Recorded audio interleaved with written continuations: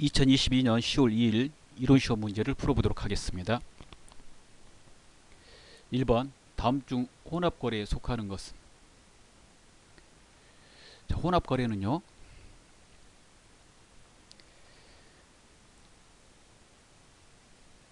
차변에 비용이 나오거나 자산이 나오거나 부채가 나오거나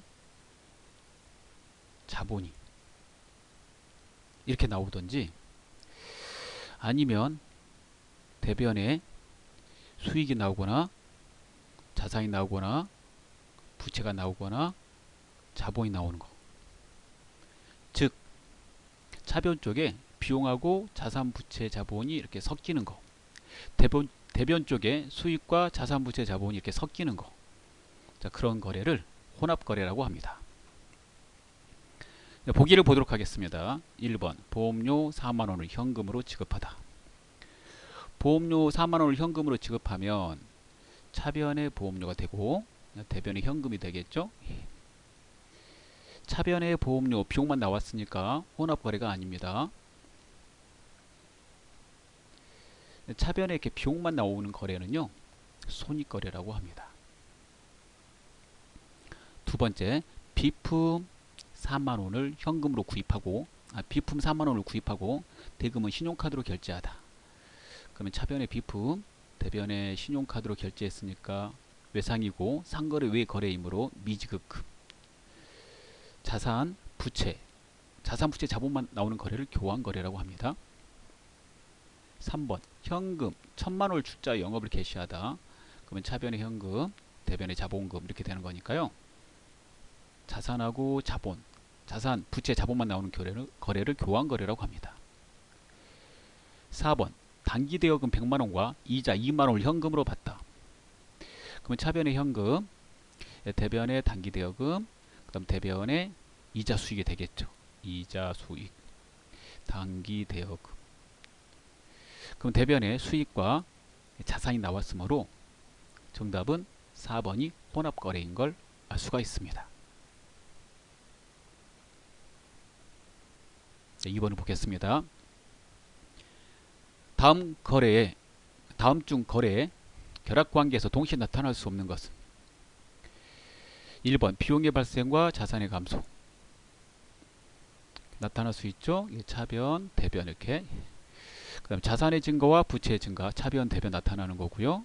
그 다음에 3번 자본의 증가와 부채의 증가. 자본의 증가도 대변이고요. 부채의 증가도 대변입니다. 이렇게 나타날 수가 없어요. 4번에 자산의 증가와 수익의 발생. 자산의 증가 차변, 수익의 발생 대변이니까 나타날 수 있죠. 거래의 8요소를 다시 한번 숙지하시면 될 것 같습니다. 3번입니다.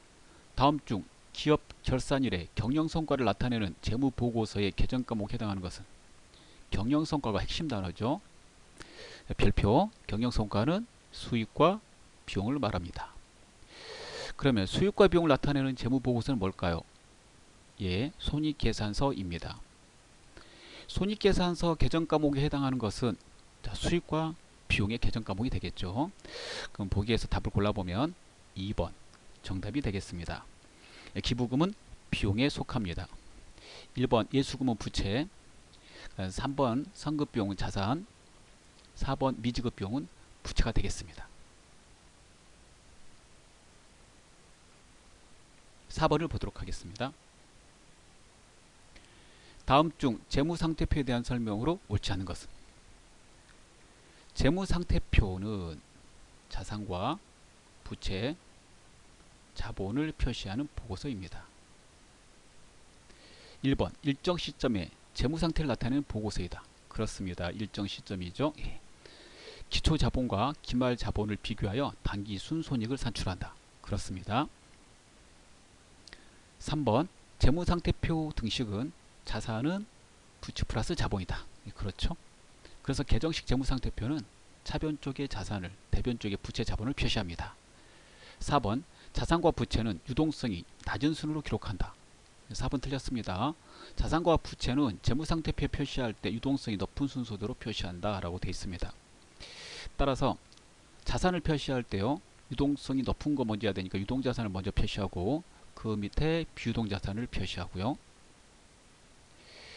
그 다음에 부채를 표시할 때 먼저 유동부채를 표시하고 그 다음에 그 밑에 비유동 부채를 표시하게 됩니다.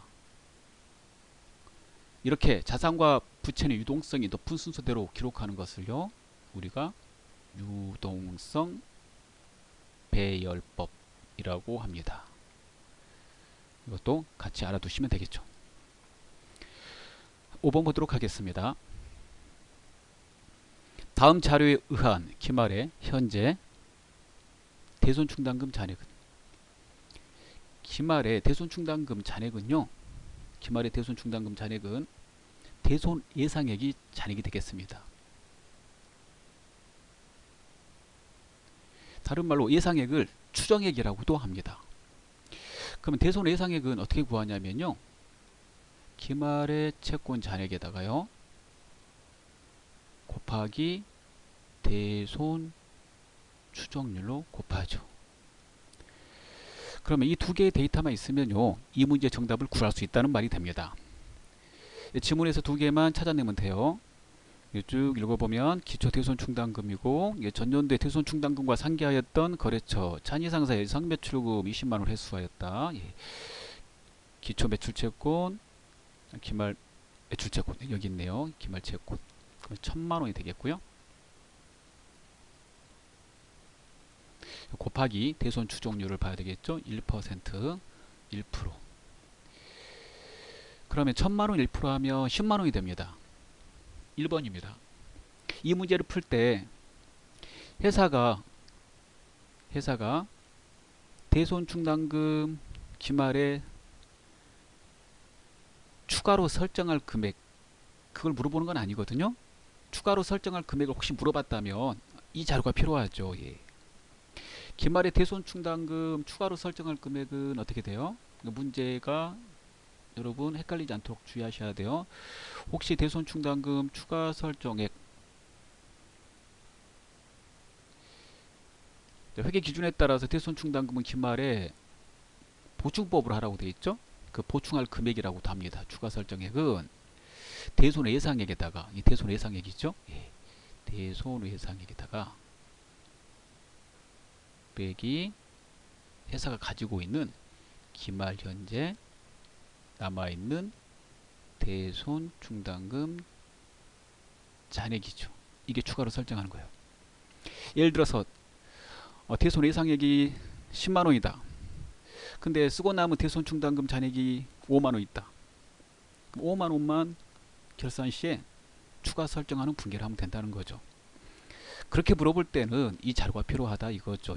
여기 자료가. 지금은 그 문제가 아니니까 그쪽 문제하고 헷갈리시면 안 돼요. 6번을 보도록 하겠습니다. 다음 중 재고자산에 대한 설명으로 틀린 것은, 재고자산은 회사가 판매하기 위해서 창고에 쌓아둔 자산을 말하죠. 1번 재고자산의 취득 원가에는 매입 가액뿐만 아니라 매입 운임 등 매입 부대 비용까지 포함한다. 그렇죠? 우리가 재고자산을 취득할 때 발생되는 부대 비용이 있다면 그 부대 비용까지 주고 산 것이므로 포함시키라고 되어 있습니다. 틀린 걸 찾는 거예요. 2번 선입선출법은 먼저 구매한 상품이 먼저 판매된다는 가정하에 매출원가 및 기말재고액을 구하는 방법이다. 그렇습니다. 먼저 사온 걸 먼저 판다 이런 뜻이죠. 3번 후입선출법은 나중에 구매한 상품이 나중에 판매된다는 가정하에 매출원가 및 기말재고액을 구하는 방법이다. 틀렸습니다. 후입선출법은 후니까 나중에 매입한 거, 나중에 매입한 물건이 먼저 팔린다 이런 거죠. 그래서 나중에 판매된다는 게 아니라 먼저 판매된다. 그 정답은 3번입니다.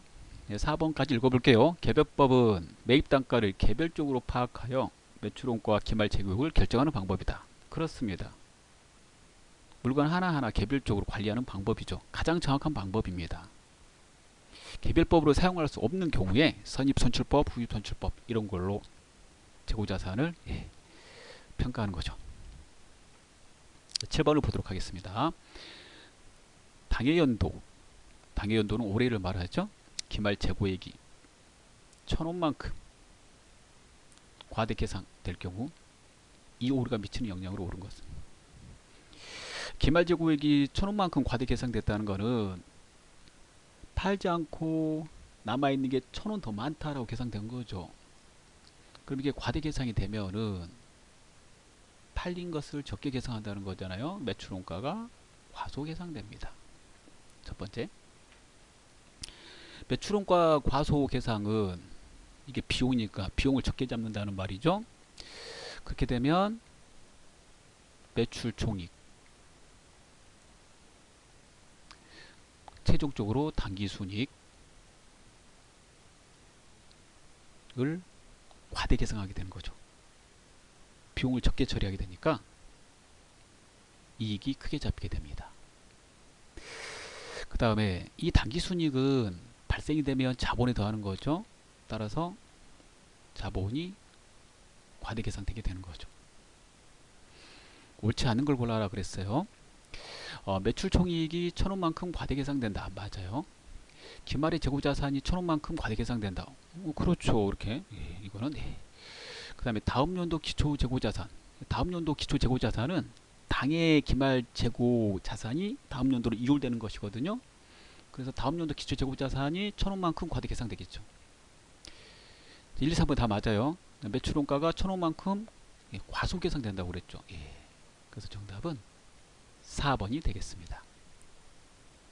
8번입니다. 다음 중 아래 자료의 가와 나에 들어갈 내용으로 옳은 것은, 자동차를 판매용으로 취득하면 판매 목적으로 취득하면 재고자산 이렇게 되는 거고요.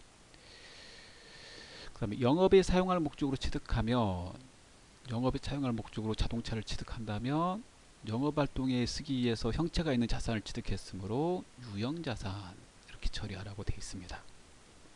따라서 8번은 정답이 3번이 되겠습니다. 9번 보도록 하겠습니다. 다음 중 기업회계, 일반 기업회계 기준상 유형자산의 감가상각 방법으로 인정되지 않는 것은, 유형자산의 감가상각 방법에는요, 정액법, 정률법, 평균법은 없죠. 정답이고, 연수합계법, 그 다음에 빠진 것도 더 추가해 볼게요. 생산량 비례법, 그 다음에 이중체감법, 이렇게 5개입니다. 5개를 암기해 주시면 좋아요. 이 평균법은 뭐하냐? 이 평균법은 뭐냐 그러면요, 이 평균법은 재고자산, 단가 파악하는 방법입니다. 재고자산 평가 방법 중에 한 가지죠. 재고자산의 평가 방법은 개별법, 선입손출법, 후입손출법, 그 다음에 평균법이 있죠. 그 평균법이 2개가 있는데, 이동평균법, 총평균법 그렇게 있습니다. 자, 10번 보겠습니다. 외상매입금을 조기에 지급하여 매입 할인을 받은 경우 단기 손익계산서에 미치는 영향으로 가장 옳은 것은, 외상매입금을 조기에 매입해서 할인을 받았다면 매입 할인이라는 계정을 쓰고요. 할인 받은 만큼은 자산에서 뭐라고 돼 있어요? 차감한다 라고 돼 있어요. 즉 자산 사온 거잖아요. 즉 매입액에서 차감한다. 상품에서 차감한다는 말이에요. 할인 받은 만큼을. 그럼 첫 번째 매입액이 감소되겠죠. 1번 정답이 되겠네요. 그 다음에 매입액이 감소되면 매입원가가 그대로 팔려 나가는 거니까요. 매출원가의 감소로 이어지고, 매출원가의 감소는 이익이 있잖아요. 이익의 과대로 이어지게 되는 거죠. 따라서 이거 틀렸고, 얘도 틀렸다는 것을 알 수가 있습니다. 정답은 1번입니다. 11번 보겠습니다. 결산시 선수이자에 대한 결산 정리분계를 누락한 경우 기말 재무제표에 미치는 영향으로 옳은 것은, 선수이자는요, 다음 연도 이자를 미리 받았을 때 결산 시에 그 이자를 단기 수익에서 차감해서 다음 연도로 이연시킬 때 쓰는 계정입니다. 따라서 이걸 회계 처리하게 된다면, 누락했다고 그랬으니까 만약에 처리하게 된다면 다음 연도 이자니까 올해 이자 잡은 거는 잘못됐으니까 이자 수익으로 해서 수익을 감소시키게 되고요. 그 다음에 이거 내년 거 이자 미리 받은 거다. 그래서 선수이자, 다른 말로 선수 수익이라고 그러잖아요. 내년에 우리가 선수이자는 어떤 물건을 이렇게 어떤 돈을 대여하고 우리가 거기 대여한 거에 대해서 받는 걸 이자라고 그러는데, 선수이자니까 미리 받은 거예요. 그래서 올해 거만 딱 받은 거는 올해 이자 수익을 해야 되는데, 내년 거까지 올해 한꺼번에 받으면 그 내년 거 받은 것을 선수이자라고 합니다. 결산 시에 그만큼을 빼내야 돼요. 선수이자는 내년에도 그 해당되는 돈을 우리가 계속 대여해야 될 의무가 가지고 있기 때문에 부채죠. 그래서 부채거든요. 부채 회계 처리하면 얘는 수익입니다. 그래서 이거 회계 처리하면 수익에서 빼는 거니까 수익의 소멸, 수익의 과소, 수익의 어떻게 쓸까요? 수익에서 빼야 되니까 수익의 감소 쓰면 좋겠네요. 소멸시키는 거고, 얘는 이 회계 처리하면 부채를 증가시키는 거죠. 수익을 너무 많이 잡았으니까 내년 거 수익 잡은 거 감소시키고, 그 다음에 부채를 증가시켜야 된다 이거죠. 이걸 누락을 했다면 어떻게 되겠어요? 수익이 과대계상 되겠죠. 그리고 누락했다면 부채 잡아야 되는데 부채를 안 잡았으니까 부채가 과소계상 되겠고, 따라서 정답은 1번이 정답이 되겠습니다. 회계처리를 누락하면 수익에서 빼야 되니까 안 뺐으므로 수익은 어떻게 돼요? 과대계상. 근데 과소라고 그랬으니까 틀린 거고. 그다음 부채 처리해야 되는데 부채 처리를 안 했으니까 부채 과소계상 이렇게 된다. 자산하고 비용은 나오지도 않아요. 12번 보겠습니다. 다음 중 자본 구성 내역을 자본거래와 손익거래 결과로 구분할 때 그 구분이 다른 것은, 자본거래라 하면요, 주식회사에서 주로 쓰는 말입니다. 주식회사에서 자본을 자본거래와 손익거래로 구분해서 표시하죠. 이 자본거래는 주식회사에서 주식을 발행하는 것, 증자나 주식을 소각하는 것, 감자, 즉 증자나 감자하다가 발생되는 거래를 자본거래라고 합니다. 손익거래는 경영활동을 해서 발생되는 걸 말해요. 경영활동을 해서 발생되는 그 거래에서 단기순이익이 발생되면 여러분 그 단기순이익을 자본에다 더하는 거거든요. 그래서 자본의 구성 내역에 포함돼요. 그러면은 이건 암기하셔야 되는데, 자본거래에 들어가는 건요, 주식을 발행하거나 소각하다가 생기는 거래니까 자본금, 그 다음에 자본조종, 자본여금, 다 이렇게요, 자본이라는 말이 들어가요. 의외로 암기하기 쉽죠. 손익거래는 이익잉여금, 또 하나 기타 포괄 손익 유객, 이 두 개가 손익거래에 해당이 됩니다. 잘 모르겠어요. 암기하세요. 암기하면은 되는 겁니다. 이거는 이거 급수를 1급으로 올리면 많이 보게 돼요. 13번 보겠습니다. 다음과 같은 자료만으로 알 수 있는 단기의 출자액은 얼마인가? 내용 볼게요.